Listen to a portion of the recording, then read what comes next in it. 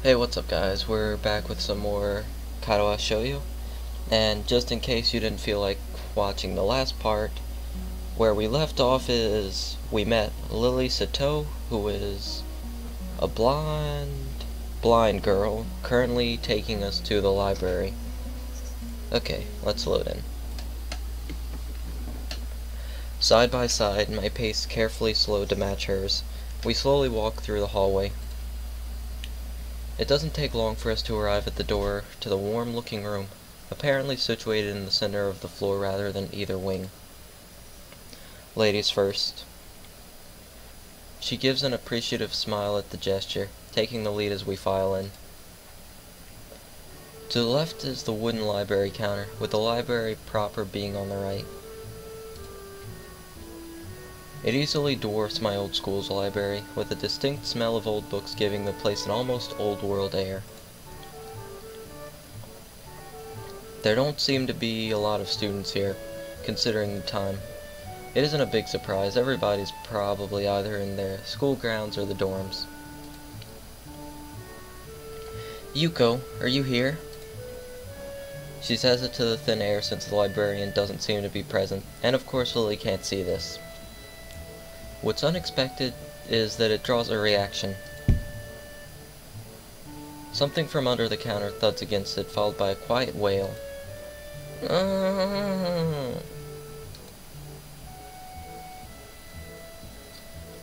origin, apparently, of the librarian quickly crawls out and bounces up to extremely rigid attention. Hi Lily, how can I help you?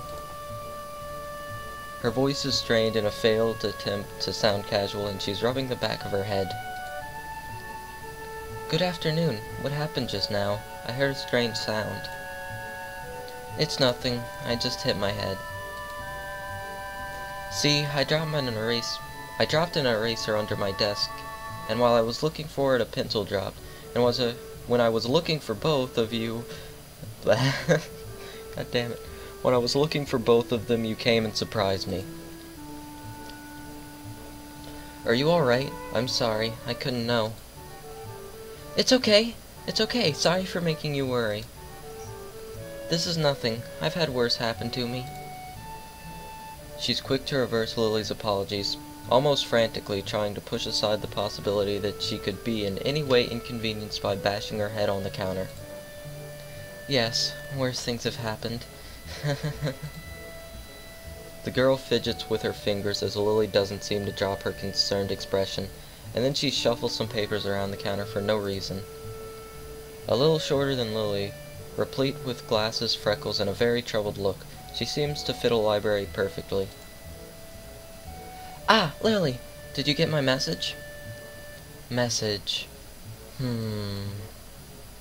Oh, the 2 imported books that arrived. Right! They finally came. I can't believe it took so long, but... Amidst her celebrations, partially for managing to change the topic, I'm sure, she notices me from the corner of her eye and freezes on the spot when she does. Oh no, I'm sorry for not noticing you before. Did you need to check out a book, or return one? I'm sorry!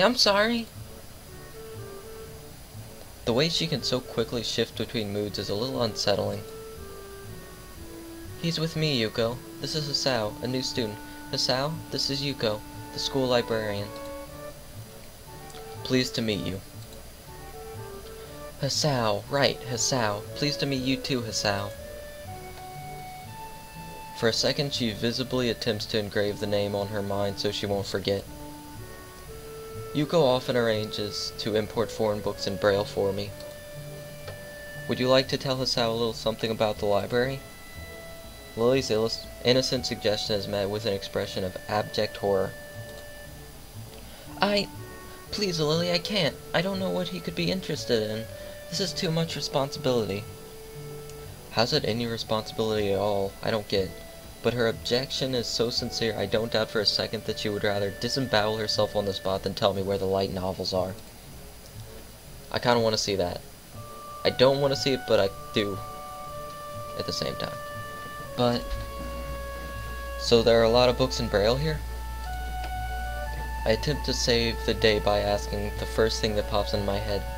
It seems to work at least partially, as Yukio seems to not exactly relax, but at least look slightly less tense.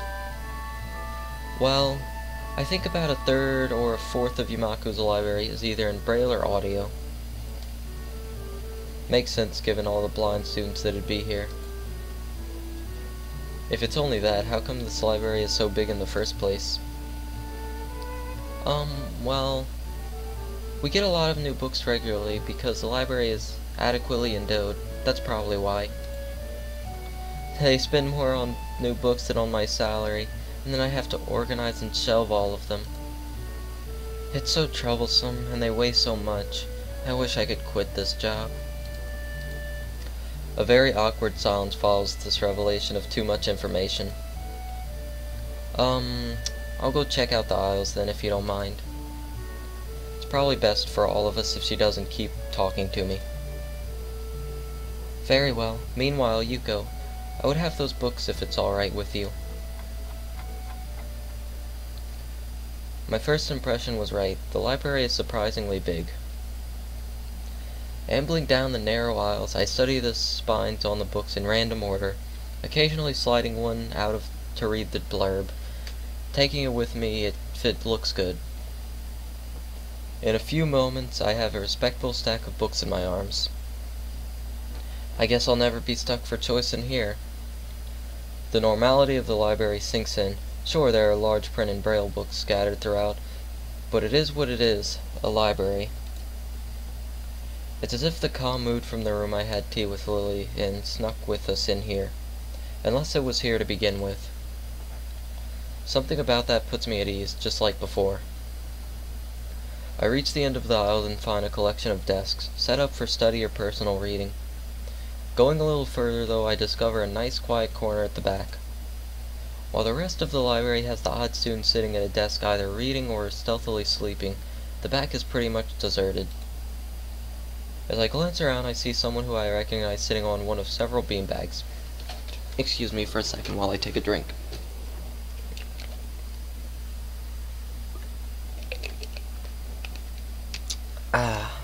That's better.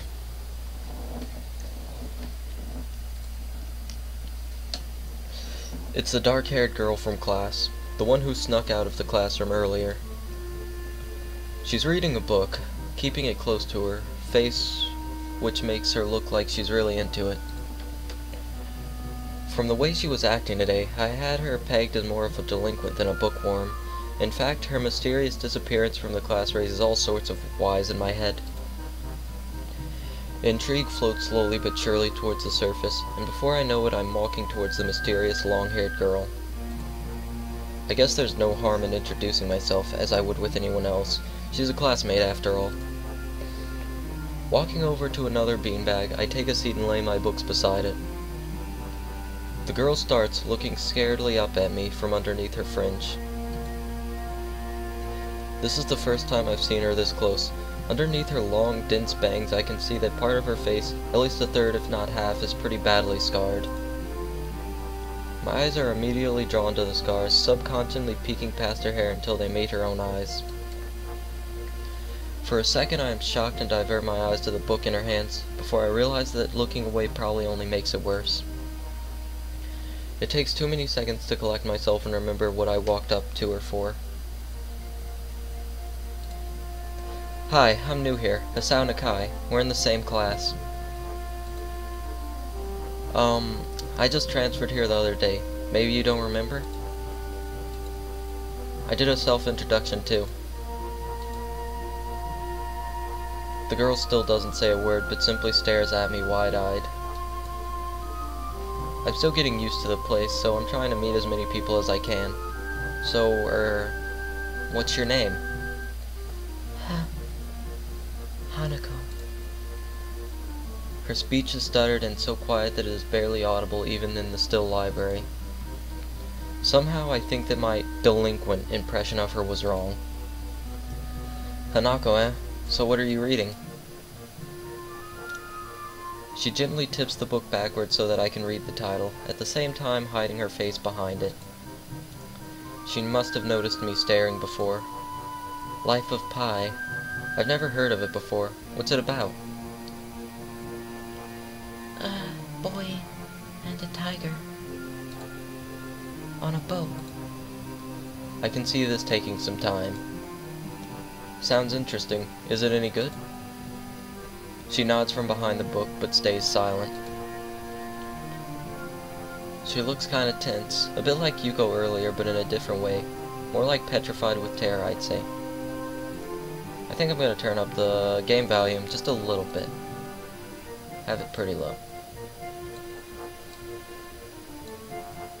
There we go. Hopefully that's a little better. Okay. So the mystery delinquent girl turned out to be anything but, and she is quivering in a way that makes it look like she is mortally afraid of me. Hisao the rapist. You better run, Hanako. The only way out of this, as far as I can tell, is to try to get a normal conversation going. Is it a library book? I'm looking for new ones to read, but there's just so many. No, it's mine. Oh, so do you come here often? A huge blush spreads on Hanako's face, and her eyes widen far larger than I thought it was possible for eyes to do. Uh-oh. Did she interpret my lame attempt at small talk as a feeble attempt to pick her up? I mean, I didn't mean it like that. Hi. I've gotta go do something! Without warning, Hanako takes off and runs towards the counter. Hanako, baby, please! We can work this out! I just wanted to touch your booty! Come on, baby, don't be like that! Her hair-like takeoff catches me so off guard that I don't manage to go after her until she has a good head start. By the time I reach the counter, she is nowhere to be seen. Lily and Yuko are happily chatting away. Knowing that I won't be able to catch Hanako myself, I approach the girls. Hey, did you see, or notice a girl run past here? Maybe. What did she look like? Long, dark hair, kinda shy. She had, well, some scars on her face. Good job there, Hisao. Then. You wouldn't be talking about Hanako, would you? Yeah, that's her. I saw her reading and tried to talk to her, but I think I scared her off or something. Oh dear. Yuko, would you excuse me? I had better try to find her. Sure. I'll just hold on to these until you come back. What's going on? I'm sorry, but I'll have to explain it to you some other time. Right. I'll see you later then. Lily hastily grabs her cane and hurries off out of the library, leaving me alone with Yuko. I don't think I'll ever get the hang of this place. Did I do something wrong? What did you do? Nothing! I just talked to her, tried to get to know her. Didn't even manage to get started. Yuko sighs and looks awfully bothered, even more so than when she did before. I guess you weren't wrong, so much as tactless. Tactless? That girl is a bit of a special case. It's like she never really talks to anyone. Isn't that a bit strange? I wonder. It's just how she is, I think. Yuko doesn't sound all that convincing. Then again, maybe this is just the norm around here. Everyone has their own problems, or else they wouldn't be here. Perhaps I was being a bit tactless after all. But how should I deal with these people? Forcing myself to act overly casual only makes me feel phony. Like I was supposed to be ignoring the elephant in the room. Baby, you got the butt of an elephant. Yeah. One more yeah for good measure. Yuko fidgets, looking like she wants to say something to that, but resists it. I think it's only an elephant if you feel that way. I guess she doesn't have a good sense of self-restraint. It makes me smile, and she blushes heavily. What? Did that sound stupid? No, it sounded really wise. I guess you're right. It's more about me than anyone else. Neither of us has anything to add, so Yuko fills the silence by shuffling some papers around. People who have papers on their desks really like doing that. Did you find any books? I should be closing soon. I mean, this library should be closing, but I have to do it. I hope that's not too inconvenient for you. Oh, yeah, I want some books, but I left them over there because... I'll just go get them. I fetch my stack of books from beside the beanbags where Hanako and I were sitting and return to the counter. Wow, you read a lot, don't you? I surprise myself with that too, honestly. At least when I really think about it. I had a lot of free time earlier this year, so I kind of just started reading books to fill that time. I couldn't do much else. I see. But she doesn't say anything else, and just checks out my books for me. I guess this is what they call tact. Holding the library books with one arm, I trawl my pockets for the key to my door.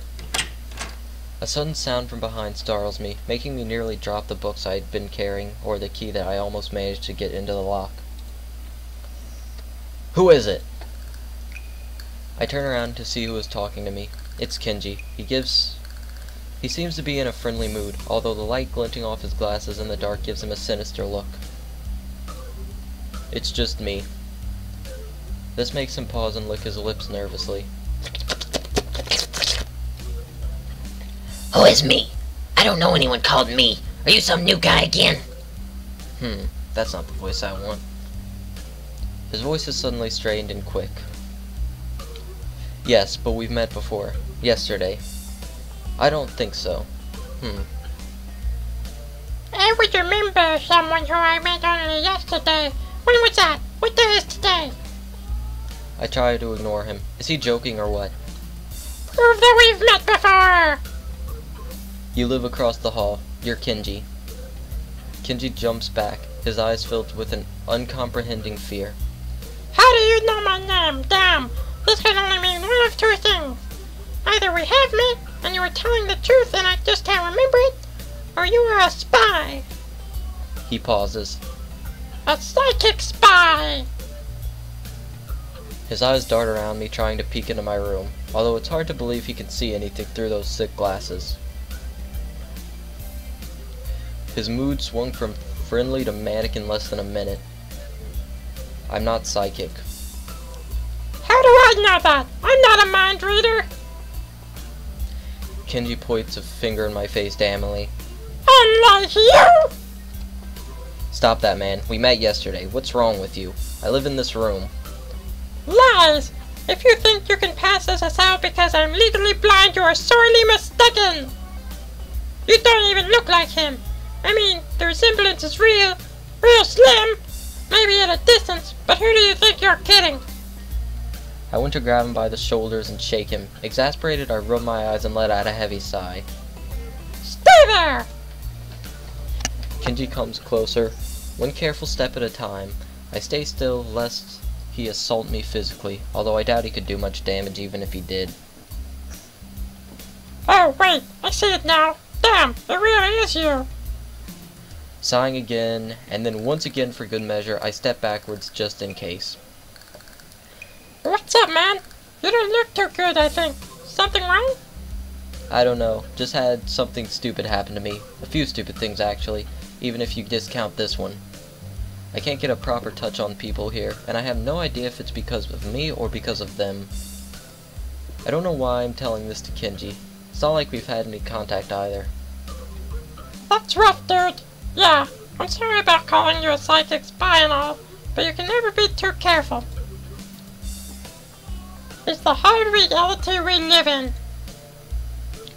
I'm slowly starting to think that Kenji isn't necessarily living in the same reality as the rest of us. You see, this is how it is, this world. There is no justice, you see. Even when I lose, I win, because I don't lose the lesson. What does that even mean? It doesn't matter. He dismisses it flatly with a wave of his hand. So, what happened? Why the long face? Do you have a long face? It's nothing. I just scared some girl off accidentally. Literally, too. She actually ran away from me. It was my fault, really, I think. I'm not really used to all this yet. Hisao, I'm sorry to tell you, man, you're turning into Trey. You just scare girls off just by talking to them. A girl? A cute one? Cute. That's a hard question. She had a nice body and really beautiful hair. But the face. Stop being a shallow fuck, Hisao. I guess it could go either way. Fuck that, she was cute. Yeah, cute, I guess. I knew it! There are a lot of cute girls here. A strangely disproportionate amount. I believe this is one of the dark secrets of this school. I tried to warn you, man, but did you listen? I don't remember any such warning. Dark secrets? Yes, dark secrets! Extremely dark. Like a black hole. Have you noticed that the number of girls in the school is slightly but significantly higher than the number of boys? It's like 60-40. He turns his head to the left and stares off into the distance at nothing. Why is it like this, man? I mean, to the untrained eye, it doesn't appear to be that bad, but that is a full 20%. One would think a school with such a large pool of women would be a man's dream, but no! What am I about to... I'm sorry, I took a lot of drugs. What I am about to tell you could blow your mind. Are you ready? I don't know where this is going, but I don't think I won't be missing much by cutting out now. Kenji, stop reading my thoughts. No, I am not ready. I only get as far as turning the doorknob before Kenji starts talking again, showing that he doesn't really care if my mind is blown or not. I believe that the school is a battleground, the site of a feminist infiltration. This disparity in the number of men to women is a clear sign of how far they have come. In any case, the Cold War turns hot. They will have superiority in numbers. Just another skirmish in the eternal war against the forces of feminists. They're everywhere. In Japan, women outnumber men. It's not a 60-40 split, but it's only a matter of time, men. Slowly losing the voice. Even in America, women are a majority by a hair. They're building up their numbers. In the past, the building up of military has always been the clearest sign of imminent war. I'm gonna drink some tea. Tea,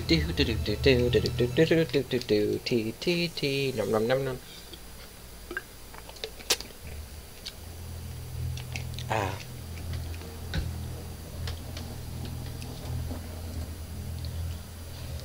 Japan is just the first step. Our economy is vast and the country itself is small and isolated. Yet a huge part of the Pacific in terms of political value. The perfect target. They are so cunning, as expected of women. Soon the day will come when... Kenji's voice trails off ominously. That is why you can't trust them. They will string you along and then kill you. Just as they killed me. You will end up just like me. Oh, hell no. I can't stop myself from blurting that out. Hey, what the hell does that mean? You said it, not me. It's the best I can think of. So? You're not supposed to say something like that. Damn, so rude. Where was I? Oh yeah, vast feminist conspiracies. Stop it. Stop. I lost you way, way back there somewhere. Somewhere around feminist infiltration. Too hard to follow? It's cool. I have some graphs and stuff in my room. And puppets. You like puppets? I have sock puppets. No puppets. You don't like puppets? Okay, graphs are still cool, alright? And if you don't like graphs, I have, some posters on female anatomy. You know, for studying them and their weaknesses. He speaks energetically, responding almost before I'm done talking, moving his hands in an animated way as he continues to rant on. This is too strange. I had him pegged as relatively normal, but it's clear that I was wrong.